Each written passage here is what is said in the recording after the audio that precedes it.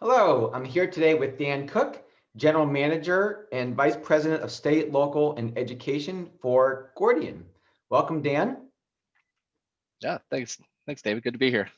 Thanks for coming. So, really excited to talk with you today about Gordian, about your career, about job order contracting, and how that can help the procurement community.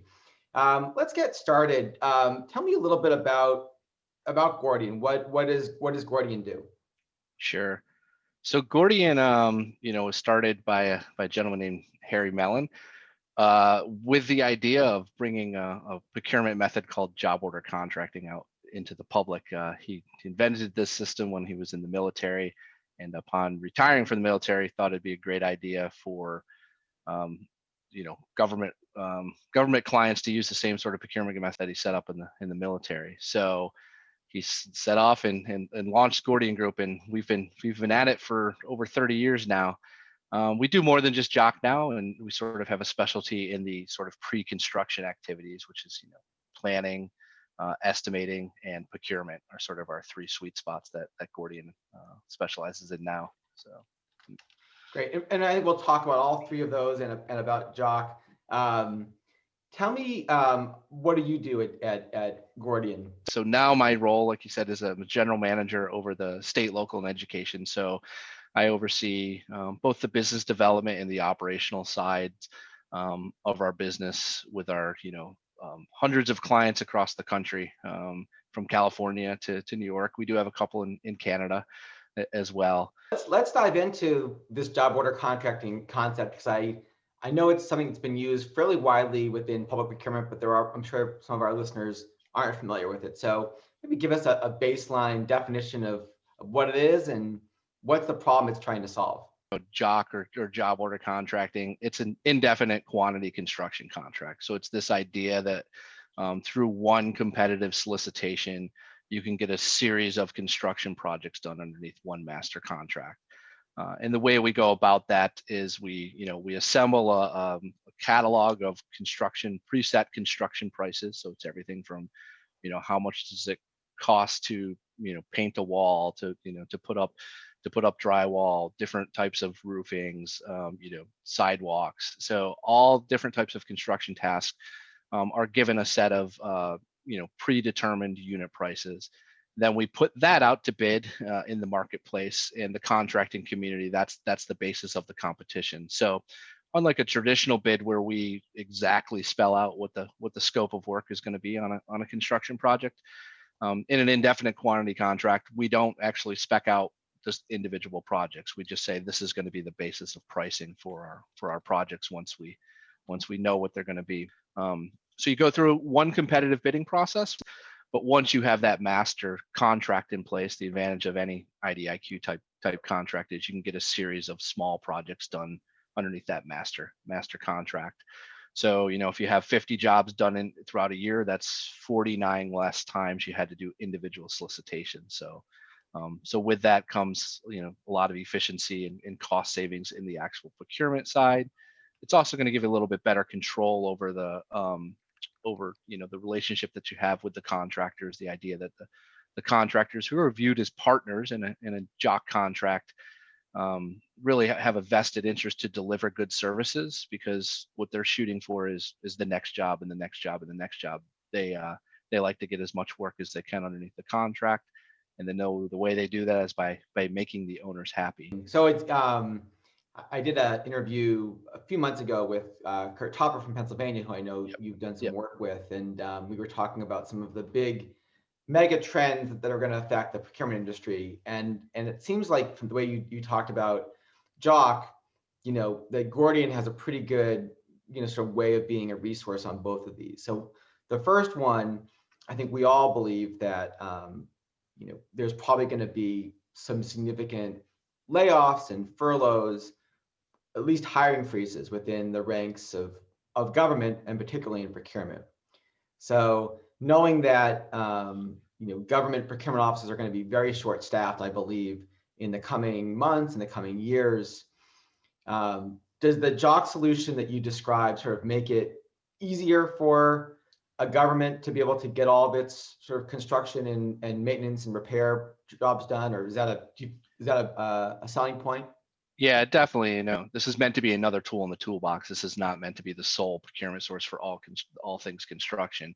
But for those pool of projects that it's right for, it can reduce the number of times that procurement officer is going to need to do a solicitation. So definitely. And then it flows further than, I know your audience is primarily procurement people, but it's more than that. Because the shortages in the work staffs is not just going to be on the procurement side. At the end of the day, somebody needs to walk that job along with the contractor. Somebody needs to develop that scope of work. When you get into construction, somebody needs to inspect the work, and there's shortages there too. And one of the things about our model is it works well with flexible staffing. So if they there's a certain influx of work that comes through, but there's not the project managers at the clients, we can provide them. What do you think? So I know there's been a lot of talk about what happens in 2021 with trying to restart the economy. Maybe a stimulus bill like we saw after the Great Recession in 2008. How does job order contracting help a government customer when there's a push to try to get more jobs done? Yeah. So right with the term in 2008 is right. We all talked about shovel ready projects, and Yeah. the idea with any sort of job order contracting or indefinite quantity contract really lends itself to that, because you can have this contract already put in place. One thing that is universal is uncertainty as to what it means for people's budgets. One thing a JOC contract allows for is a lot of flexibility. You can have these contracts usually have a very small minimum contract threshold, but a much larger potential maximum contract. So that allows the flexibility that if you have these contracts in place and then funding were to be there, agencies can do it, and it allows them to really get projects out a lot faster by doing the procurement upfront. So that's good, and I know it's very helpful for our procurement officials out there. So. Yeah. And I think a third sort of major theme and major development that I think we expect to see a lot of next year comes out of the wake of the BLM protests that we saw throughout the country and over the summer, and a greater push, I believe, in terms of diversity, equity, and inclusion in contracting as we get into the new year. How does a greater push for supplier diversity work in a JOC environment? Yeah, so what we see is on each one of the JOC contracts, I talked about it being a performance-based contract where, the contractors have a vested interest in performing good quality work. Well, they also have a vested interest in meeting whatever the goals that the public agency sets up. And one of the ways that they get future work is by meeting those goals. And if they fail to deliver on any of the goals that were set in the contract, that's, a mark against them and a reason for the agencies to look to other contracting vehicles or other contractors within that. And yeah, I think we are going to hopefully see an increase in the number of agencies where that's established up front in the contract that, hey, either in the contract award or in the evaluation process, it's one of the things that they're going to look hard at is, how are the contractors, the general contractors that are holding the prime contract themselves, are they representing a broad span of diverse businesses? And then as they reach down into their subcontracting community, how are they doing, and are they doing the proper outreach, to make sure that we get diverse businesses getting the subcontracting opportunities. So. Yeah, interesting. I always think it's the best procurement officials that I've had the pleasure of working with or working for over the years are the ones who can sort of see around the corner and be able to, in some ways, read tea leaves and predict what's going to happen in the future, and then be prepared for it, have a game plan on how they're going to solve the challenge, as opposed to it happening and then, having a lot of meetings to try to figure it out. And I think, on these three big topics, I think a progressive procurement official can think about them, and as they're thinking about how they're going to get their construction work done, Gordian seems like it'd be a really good tool in the toolbox on all three of those. Yeah. Let me dive into some questions that I had about JOC that I've heard from people in government through the years. I think one is just sort of around the definition of like, what does Gordian do? And you touched on this a little bit versus a general contractor. my sense is that Gordian doesn't actually, pave roads itself or Yeah. or do any demolition itself. Tell me about that relationship between exactly what you do versus a GC. Yeah, the line I always like to use, half joking is like, Gordon, we don't do any actual work, right? Like, so I make it clear that we're not the JOC contractors. We're not the ones who are actually performing the work. We work with the public agencies to put in place contracts that will them. So what we really, the sort of expertise and what we bring to the table is, in three different buckets. It's the data, so first and foremost, like we have a construction data like nobody else in the industry has. So you have to have data around roadways and bridges, and then you can work for wastewater treatment plants, which are incredibly specialized, construction equipment that's going into those. And then you have, schools and housing authorities, where all of a sudden you have residential grade versus commercial grade. So you really need to know what the portfolio of work is going to be so that you can customize the data and bid the contracts appropriately. So yeah, so that's really what Gordian does is, have a whole team of people that are constantly working behind the scenes to make sure that that data is, updated and accurate to the point where it would never make sense for a public agency to try to, bring that expertise in-house. And then the second part is we have software that goes along with it, so that automates, and it's really built for job order contracting. And we also have software for planning, strategic planning. So these sort of pre-construction activities. And then we have, expertise. We have people who know, how to, set up job order contracting programs. What are best practices on how do you handle insurance? How do you handle bonding? How do you handle liquidated damages? So Dan, one question that we hear, I think, a lot about JOC is, what's the right project size to use JOC? Is there a ceiling? Is there a floor? Yeah. So really for this one, you need to look in your whatever the local statutes are. There are places where there are contract limits that could be, in the hundreds of thousands of dollars, to other places where it's unlimited, and we will see multi-million-dollar projects go through job order contracting. So we see about nationwide an average project size of around $100,000, but like I said, it varies by agency on uses. If they're using it for maintenance and operation projects, that can be much lower than that. If they're using it for large capital construction projects, it can be much larger than that. We've been successful with projects that have gone out to bid, larger capital construction projects, and for whatever reason, the bids are coming in significantly higher than the owner's estimate. They bring those into job order contracting, and we can usually, and in many cases, we can significantly beat whatever the competitively bid price is. So it's really going to be about what's best for the agency. Yeah. When you're talking about that sweet spot, those sort of $100,000 jobs, or even smaller, but really doesn't make a lot of sense to go and do your own unique bid each time you're doing these jobs over and over again. I'm just curious, like, have you guys ever done any analysis around sort of the time savings when you do JOC? Like, how much shorter is it to do JOC than to do your own bid?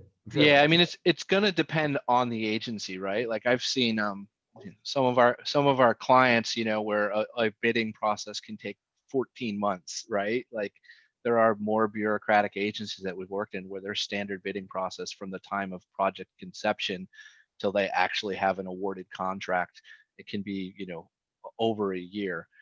We look at our average project size, we gun for between 3 to 5 weeks.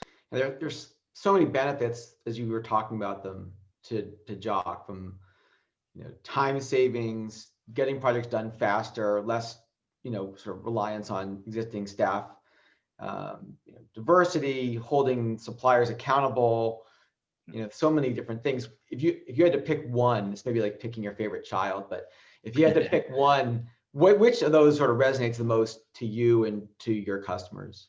So when it's working well, I think the partnering relationship, the removal, going back to when Harry invented this, is one of his real goals was to, cut down on the adversarial relationship that happens in construction between the contractor and the owner.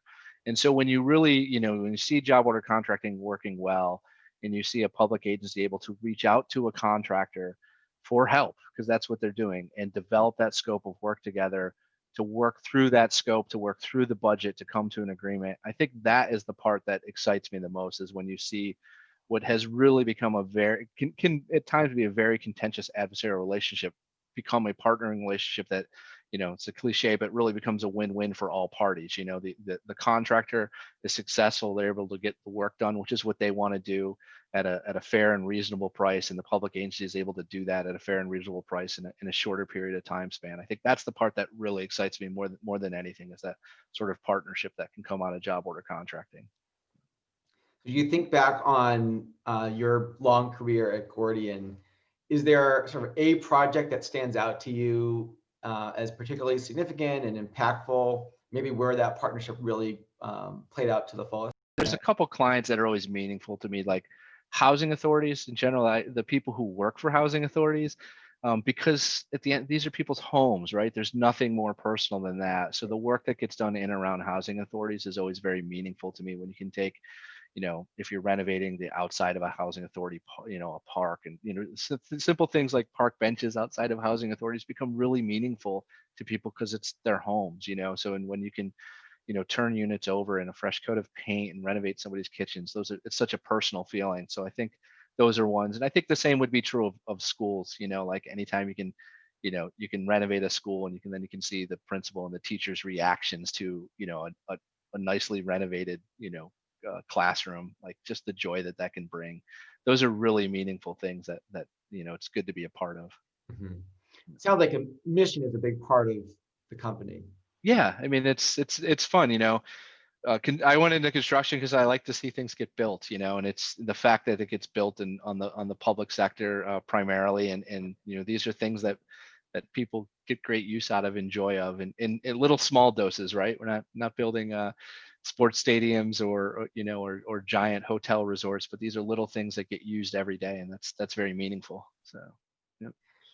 You must see a lot. How long have you been at Gordian? So it's 22 and a half years, I think. Yeah. Wow. So yeah. So have you seen either the company or sort of JOC evolve a lot over that time, or has it been fairly consistent? I think the core tenets of JOC haven't changed much. Our data has gotten much more robust and better. And like I was saying earlier, JOC, when I started with Gordian 20 plus, was seen as a new, it was new and experimental, and would get lumped in as sort of the cutting edge. But I think now, everybody understands the value of having some sort of IDIQ contract. A lot of agencies are doing job order contracting, so it's not seen as new. It's proven. So if I'm a public agency and what you said sort of makes a lot of sense to me, and I have a need to do projects, what do you recommend is the best way to get started with JOC? Yeah, I think so. We have a lot of information on our website. So, you can go to Gordian.com and look for some of the information there. There's some good explainer videos that talk a little bit more detailed about, how we implement job order contracting. So you can see some case studies of some of the like agencies that have used job order contracting successful. And then if it sounds like something that could work for the agency, just, fill out the contact information there, and would love to talk about job order contracting or any of our other solutions with any sort of public agency out there. Do you want to talk? I know we're short on time, Dan, but do you want to talk for a minute about the other offerings that Gordian has beyond job order contracting? Yeah, sure. I mean, so Gordian, we, with what we do with job order contracting, we joined up with and purchased RS Means, now 6-7 years ago, who people, not necessarily in the procurement, but definitely in the facility side. I mean, RS Means has been around for, a long time, and is really the industry leader in construction data and estimating. It's the primary tool that engineers use for estimating construction data. So there's a natural, alignment there between what we do in construction cost data. And then we also have a side of the business that focuses around planning. These are not just FCAs or facility conditions assessments, although we do that. It's really about taking the data that can come out of the facilities assessments and helping put together a strategic plan. So IDIQ contracts like JOC are great because it allows agencies to do any sort of project that comes up. But what's even better is when you actually plan out the work, as we find with agencies, and that's a a problem where a lot of agencies can fall down is they might have these type of contracts, but there's not a lot of strategic thought as to like, all right, how do we do this?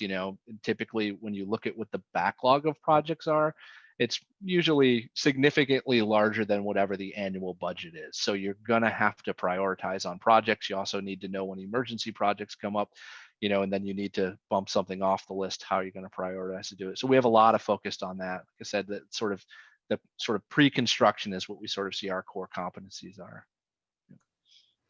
Very good. Well, Dan, thanks so much for joining us today and for really helping us understand the ins and outs of job order contracting and Gordian. Really appreciate your time and look forward to hearing about more successes down the road. Great, David. It's great talking with you.